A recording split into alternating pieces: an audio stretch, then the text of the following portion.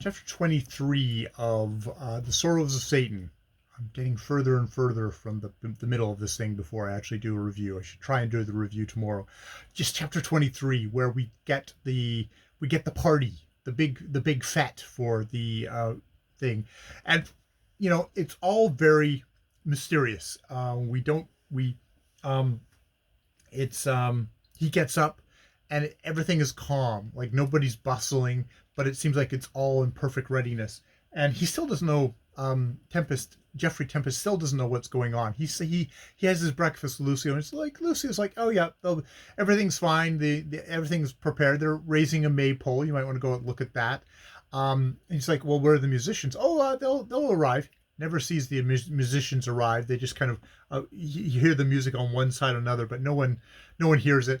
There's such sumptuous, like 20 tents full of food, tons of servants, which I'll come back to, tons of food, which when the guests arrive, like there's 300 or 400 of them, and the food is revealed, and they're just all gorging themselves. It's just like pigging out as fast as they can. It's like to say, like, oh, you've never seen people eat until you've seen some like bishops and cabinet ministers and arch, people like that pigging out. Like they just eat and eat like they've never eaten before. They eat more than a village. And talks about how vulgar all these people are, how the upper class have become very vulgar. They're using slang, vulgar slang, like the ladies using vulgar slang like ripping.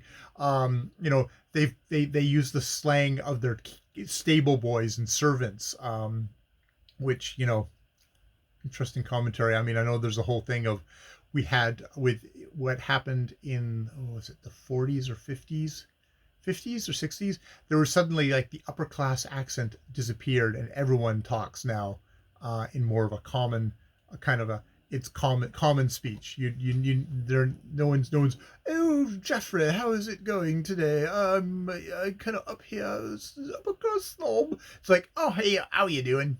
How you doing, governor? I'm a multi-bazillionaire. My family's been here for generations. That's my pile back up there, governor. I'm terrible with my accents, but so that's already happening apparently. Even at this point, at the turn of the century, we're still very much into upper class twitdom.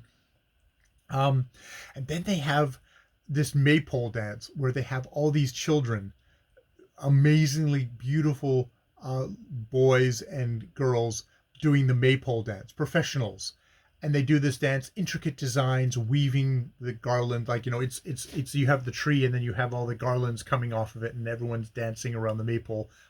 You've probably seen it once, but this one sounds, supernaturally amazing. And Lucio's like click, and they all go up, and then click, they all come back down, and then they rush off.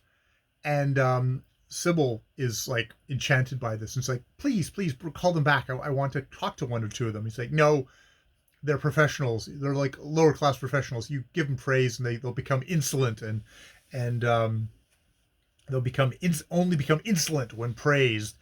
And Diana Chesney comes running over and says, like, I can't see any of them. I rushed after them, as they ran off into the woods, but it's like they disappeared. It's like they're gone. It's like they've sunk into the ground.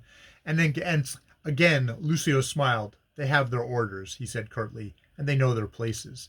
And so it's like these are probably not children. They're something supernatural that Lucio has employed. And all the servants are foreign. They all have that dark cast and don't seem to understand English. They have the dark cast of like Emile and the two servants who are taking care of his horse that Lucio has given him, Phosphor. It's like they're foreigners. And I'm struck by how much Lucio, in a lot of ways, reminds me of Dracula, another book written at this time. Lucio, well, we know he's the devil. He's also a foreigner. Very much I can't read him with a foreign accent because I'm not good at my foreign accents, but he's very much a foreigner. And he's already said, like, all the cooks, all the servants, all the children, they're all foreigners.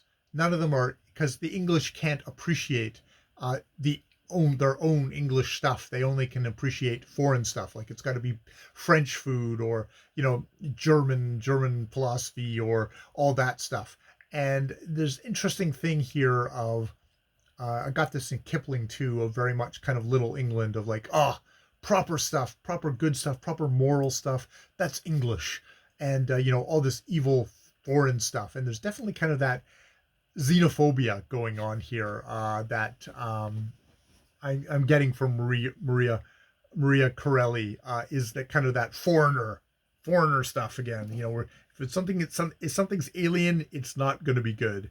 It's got to be English. English is purity, and it's like, you know, it used to be young English lads and lasses. They say, he says at one point, they would just do it.